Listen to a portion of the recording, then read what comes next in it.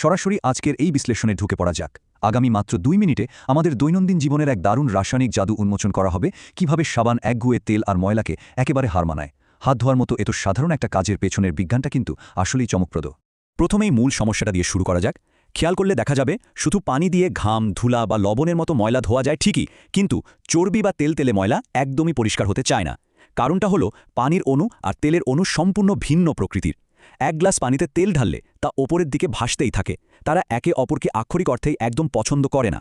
তাই শুধু পানি কখনোই তেলের দাগ বা গ্রিস দূর করতে পারে না। আর ঠিক এখানে আমাদের গল্পের নায়ক মানে সাবানের অণুর নাটকীয় প্রবেশ। আর এই জায়গাটায় সবচেয়ে আকর্ষণীয় বিষয়টা হলো সাবানের অণুর দারুণ গঠন। এর এক প্রান্তে আছে এমন একটা মাথা যা পানিকে ভালোবাসে, একে বলা হয় হাইড্রোফিলিক। আর অন্য প্রান্তে আছে একটা লেজের মতো অংশ যা পানিকে এড়িয়ে চলে ঠিকই, কিন্তু তেল বা চর্বিকে ভীষণ ভালোবাসে, একে বলে হাইড্রোফোবিক। এটি মূলত বিবদমান দুই পক্ষের মধ্যে একটা নিখুঁত মধ্যস্থতাকারী বন্ধু হিসেবে কাজ করে। এই গঠনটা ধাপে ধাপে কিভাবে কাজ করে তা দেখলে অবাক হতে হয়। প্রথম ধাপে সাবানের ওই তেলপ্রেমী লেজগুলো তেলের কণার দিকে ছুটে গিয়ে শক্তভাবে আটকে ধরে। দ্বিতীয় ধাপে পানিপ্রেমী মাথাগুলো বাইরের দিকে অর্থাৎ পানির দিকে মুখ করে থাকে। তৃতীয় ধাপে অসংখ্য সাবানের অণু তেলকে চারপাশ থেকে ঘিরে একটা গোলাকার ফাঁদ তৈরি করে। রসায়নের ভাষায় একেই বলা হয় মিসেল। এরপর চতুর্থ ধাপে যখন প্রবাহমান পানি ঢালা হয় তখন পানির স্রোত সাবানের বাইরের অংশটিকে টেনে নিয়ে যায়, আর তার সাথে ভেতরের তেলের কণাগুলো একেবারে ধুয়ে মুছে সাফ হয়ে যায়। এই একই প্রক্রিয়া আমাদের স্বাস্থ্যের সুরক্ষায় জাদুর মতো কাজ করে।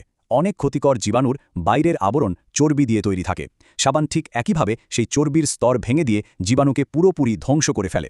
আর যদি এই প্রক্রিয়ায় গরম পানি ব্যবহার করা হয় তাহলে তা অবিশ্বাস্য গতিতে কাজ করে, কারণ গরম পানি কঠিন চর্বিকে আগে থেকেই গলিয়ে নরম করে দেয়, ফলে সাবানের পক্ষে সেই ময়লা বা জীবাণু ধ্বংস করা আরও অনেক বেশি সহজ হয়। তাহলে মূল কথা দাঁড়ালো, সাবান মূলত পানি আর তেলের মাঝে একটা রাসায়নিক সেতুর মতো কাজ করে, যা ছাড়া দৈনন্দিন পরিচ্ছন্নতা একেবারেই অসম্ভব ছিল। 2 মিনিটের এই দ্রুত বিশ্লেষণটি শেষ করার আগে দারুণ একটা প্রশ্ন রেখে যাওয়া যাক। ভেবে দেখা যেতে পারে, সাবানের অণুর যদি কেবল একটা দিকই থাকতো, হয় শুধু পানিপ্রেমী বা শুধু তেলপ্রেমী, তবে কি মানবজাতি কখনো চোখের আড়ালে লুকিয়ে থাকা এই তেল আর অদৃশ্য জীবাণুগুলো ধুয়ে ফেলতে পারত?